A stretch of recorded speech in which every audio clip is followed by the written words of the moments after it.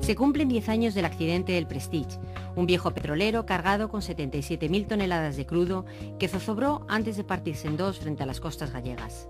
El fulvertido tiñó de negro las playas y la fauna marina y las aves sufrieron sus fatales consecuencias. Pero no todo fue negativo.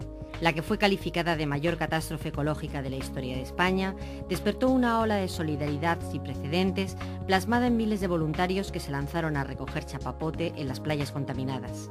En el terreno judicial, el accidente dio origen a una causa en la que se encuentran imputados, además del capitán, el jefe de máquinas y el primer oficial del barco, el entonces director general de la Marina Mercante, José Luis López Sors, que deberá responder sobre su decisión de alejar el buque de la costa.